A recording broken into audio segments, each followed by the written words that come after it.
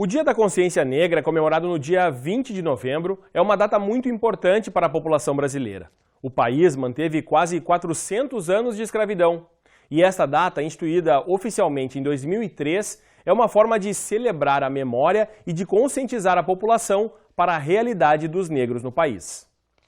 Dia da Consciência Negra ou Dia Nacional de Zumbi dos Palmares. 20 de novembro é a data comemorativa instituída oficialmente em 2011 como forma de reflexão sobre a história, importância e valorização do povo negro no Brasil.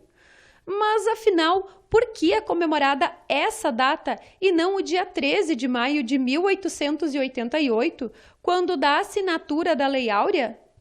Conforme este professor de História, para responder a esta pergunta, é preciso entender o contexto de cada data. A abolição da escravatura, ela não atendeu, na verdade, aos interesses daqueles escravos que foram libertos. Quando a gente percebe na prática o que aconteceu, a princesa Isabel foi lá, assinou, então, em 13 de maio, chancelou a abolição, mas a gente sabe que ela estava atendendo muito mais uma pressão externa do que exatamente interna.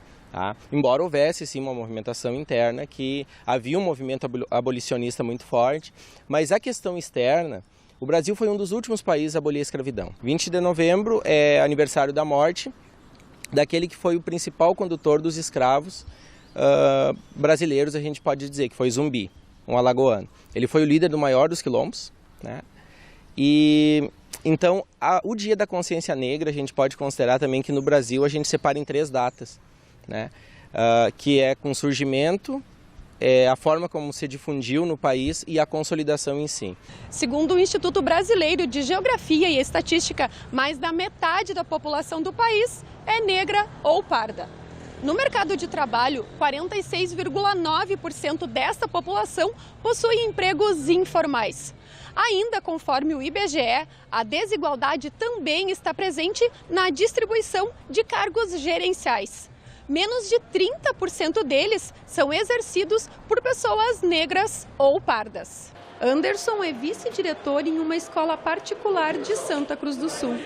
Para ele, a desigualdade nos cargos de liderança exercidos por negros e brancos é reflexo de fatores sociais e culturais. Se a gente for olhar, na maioria dos cargos de gestão, a gente vai ter um perfil, que é o homem branco de uma determinada idade. Então a gente tem isso como uma característica da sociedade.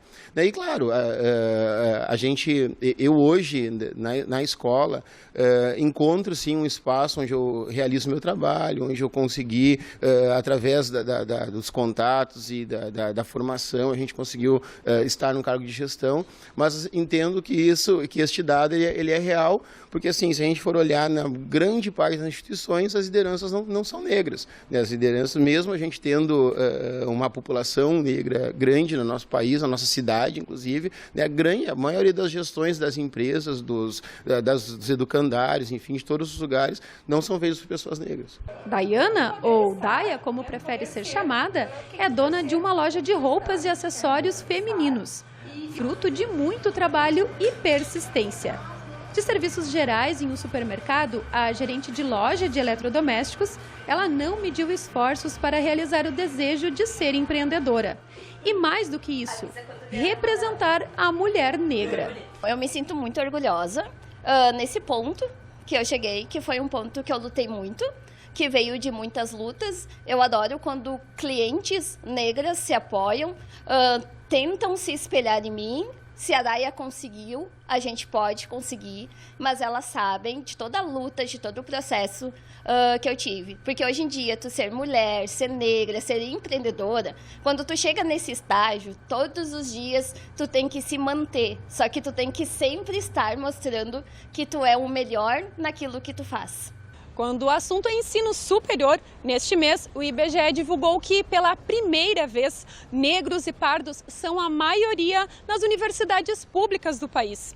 é um avanço, mas o índice de 50,3% de estudantes ainda está abaixo dos 55,8% que compõem a população brasileira de pretos e pardos. Acadêmico de medicina, o Vinícius não faz parte dessa estatística por não estudar em universidade pública.